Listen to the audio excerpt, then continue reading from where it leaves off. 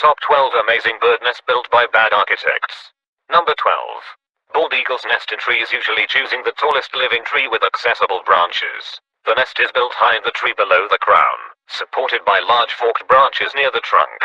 A bald eagle nest is constructed of interwoven sticks. The average bald eagle nest is 4 to 5 feet in diameter and 2 to 4 feet deep. Each year the adult pair will add new material to the nest. The largest recorded bald eagle nest, located in St. Petersburg, Florida, was 9.5 feet in diameter, 20 feet deep, and weighed almost 3 tons. Number 11.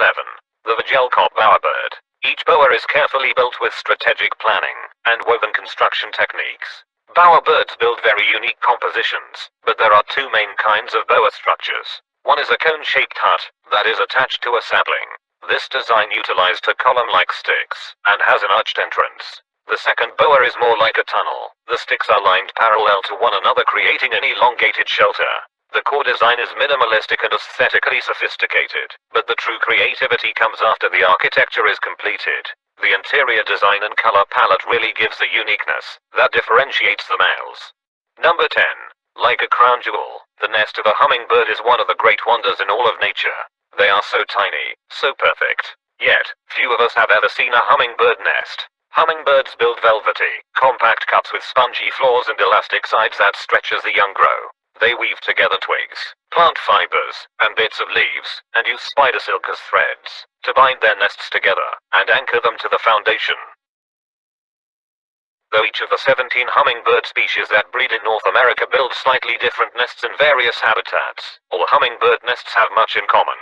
One of the ways the hummingbirds get around this need for flexibility is that they construct the nest of soft plant fibers and then wrap the whole thing with spit or wet silk. This creates an elastic nest that has the ability to expand as the contents of the nest increases.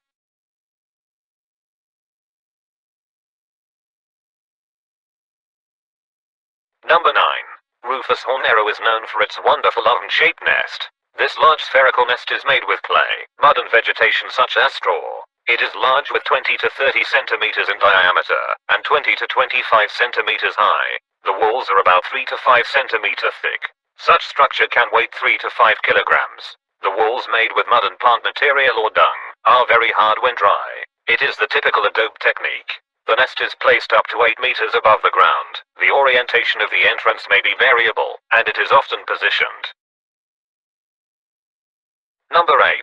The most intriguing quirk of the common tail orbit is perhaps that it creates its nest by sewing leaves together with its beak. The edges of the threads act like rivets, holding the leaf edges together. The stitches don't unravel, thanks to the coarseness of the thread and elasticity of the leaf springing back to grip the thread passing through the holes. A single nest can contain between 150 and 200 stitches.